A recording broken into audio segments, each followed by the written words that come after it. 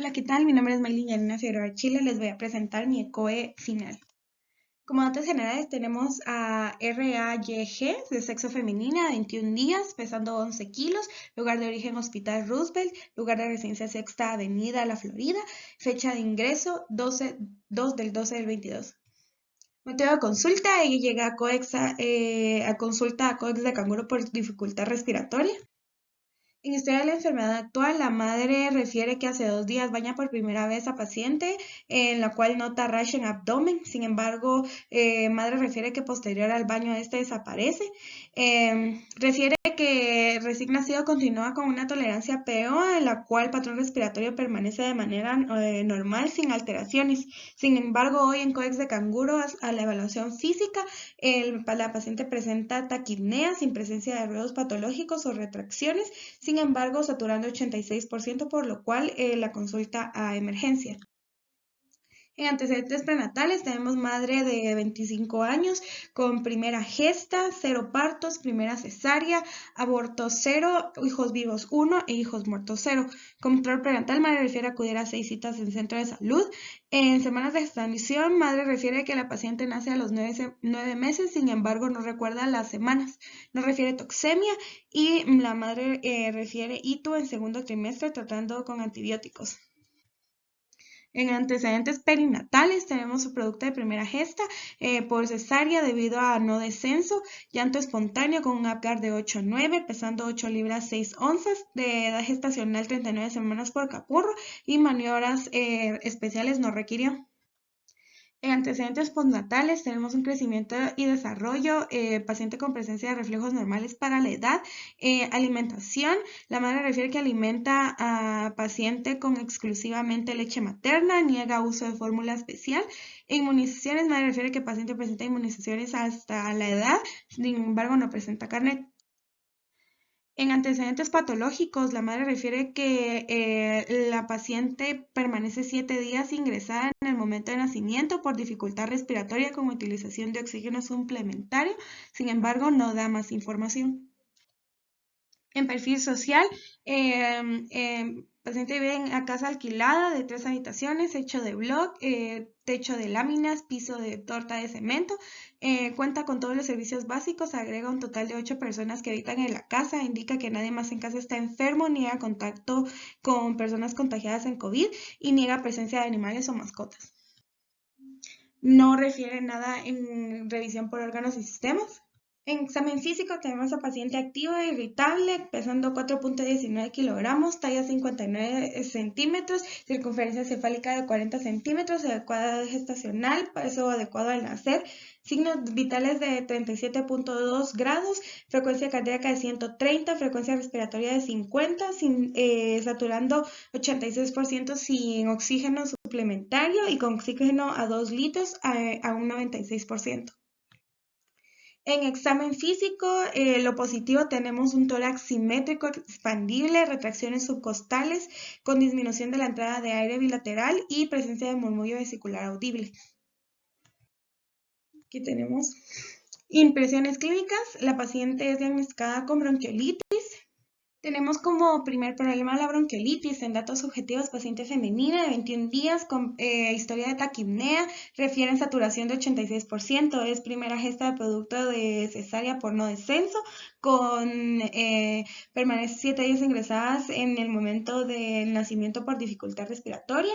En datos objetivos tenemos que la paciente se encuentra irritable al momento del examen físico, una frecuencia cardíaca de 130, una frecuencia respiratoria de 50, una saturación con oxígeno suplementario a 2 litros de 96%, tórax simétrico y expandible con presencia de retracciones subcostales y una disminución de la entrada bilateral de aire y murmullo vesicular audible.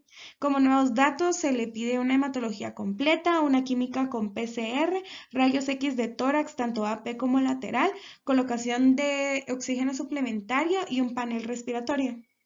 Tenemos que el diagnóstico más probable que pueda presentar la paciente es una bronquiolitis debido a los datos subjetivos como la edad, el sexo, la taquipnea que presentó y la desaturación que presentó en la COEX de canguros.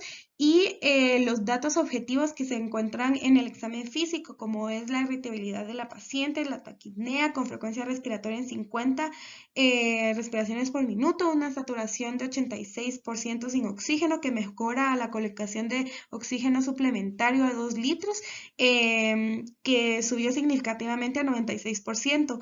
También en el examen físico se encuentran retracciones subcostales con una disminución de la entrada de aire bilateral, por lo cual nos hace sospechar de bronquiolitis de origen viral.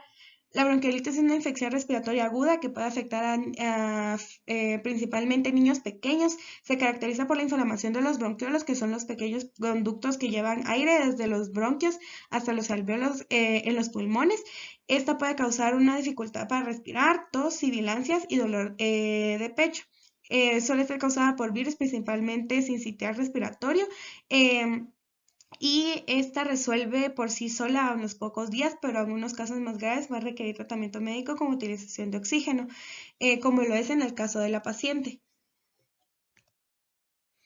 Tenemos exámenes complementarios como la radiografía que se le realiza a la paciente, un panel respiratorio que nos da positivo para virus sincitial respiratorio, negativo para influenza tanto A y B, unos laboratorios en donde nos muestran una PCR de 1.53 y una hematología en donde nos muestran unos leucocitos en 11.20 y unos linfocitos en 50.90. La paciente presenta una hemoglobina de 17, un hematocrito de 49.70 y plaquetas en 357.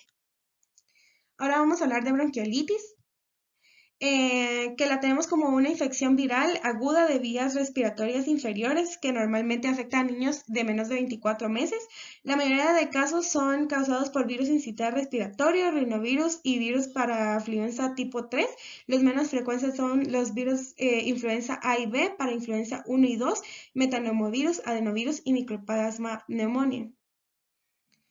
Como manifestaciones clínicas, frecuentemente los pacientes van a presentar dificultad respiratoria progresiva, cianosis perioral, taquipnea, retracciones, tos sibilante o perruna, hipoxemia, que puede llegar a indicar un compromiso grave para el paciente, vómitos y disminución de ingesta, que puede llegar a una deshidratación.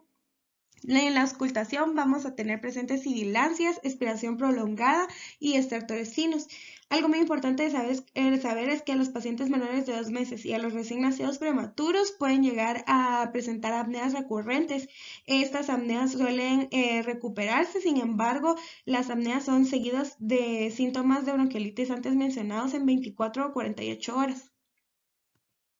En el diagnóstico es fundamentalmente clínico, con una anamnesis y una exploración física adecuada. En la anamnesis vamos a preguntar tanto la edad, antecedentes de prematuridad, enfermedades de base, si el paciente presenta cardiopatías, broncodisplasia pulmonar o inmunodeficiencias, cuánto es la evolución debido a que si es mayor o menor de 72 horas para evaluar la gravedad, el entorno en el que se encuentra el paciente, si hay fumadores activos en torno de los pacientes, la ausencia de lactancia materna, hacinamiento o bajo peso al nacimiento. En examen físico, pues la auscultación, como antes mencionábamos, vamos a tener presentes aspiraciones prolongadas, sibilancias crepitantes o zonas de hipoventilación.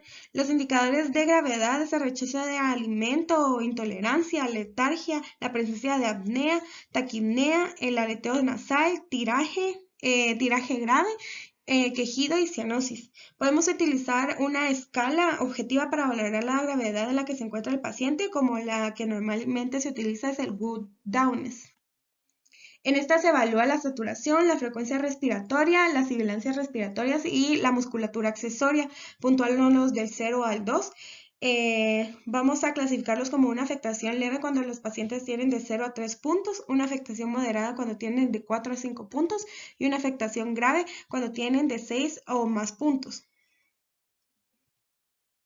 En las pruebas complementarias vamos a utilizar la pulsometría transcutánea para ver la saturación o la cantidad de saturación del paciente. Esta es como una valoración inicial En cuanto a la gasometría capilar, se considera en la evaluación de los pacientes con dificultad respiratoria grave y esto nos puede indicar un fallo respiratorio. Es obligatorio hacerlo en pacientes con una saturación menor de 90% con un FiO2 mayor a 40%. La radiografía de tórax en una bronquiolitis leve nos puede marcar como normal o nos puede presentar patrones normales o incluso atrapamiento aéreo o atelectasias laminares. Está indicada en pacientes graves con mala evolución o con dudas diagnósticas. Tanto la PCR como la procalcitonina en pacientes con bronquiolitis aguda y fiebre se puede encontrar elevada. Podemos utilizarlo en pacientes que se sospecha una infección bacteriana grave. El test virológico es de escasa utilidad en el manejo clínico, sin embargo tiene un gran interés epidemiológico. También podemos indicar que conociendo el virus puede que la gravedad y la evolución difieran entre los tipos de virus que se pueden mostrar en los paneles virológicos. En cuanto al tratamiento con la oxigenoterapia, el objetivo de esta es la corrección de hipoxia. Se recomienda la utilización de oxígeno intermitente, interrumpiendo este cuando la saturación del paciente ya sea mayor de 90 o 92%, se haya disminuido el trabajo respiratorio y el lactante pueda alimentarse de manera adecuada. Podemos encontrar diversas modalidades de bajo flujo, de alto flujo y CPAP. Este CPAP se debe de considerar como opción cuando el paciente entra en fallo ventilatorio inminente. La fisioterapia respiratoria se podría considerar su uso en pacientes con enfermedades asociadas que requieran un drenaje de secreciones. Sin embargo, no está indicada para todos los pacientes. En cuanto al tratamiento farmacológico, tenemos a los broncodilatadores, beta-2 agonistas como el salbutamol. Su uso no afecta la resolución del proceso, no modifica la tasa de ingresos ni los días de hospitalización. Al igual que la adrenalina nebulizada, se ha observado una cierta mejoría clínica en pacientes no ingresados, así como una disminución en la tasa de ingresos. Los glucocorticoides no disponen de pruebas que justifiquen su uso en las bronquiolitis. El suero salino hipertónico es favorecedor debido al aclaramiento mucociliar. Es importante saber que no se recomienda utilizar antibióticos de forma rutinaria en las bronquiolitis, salvo que ya se documente una sobreinfección bacteriana. Gracias.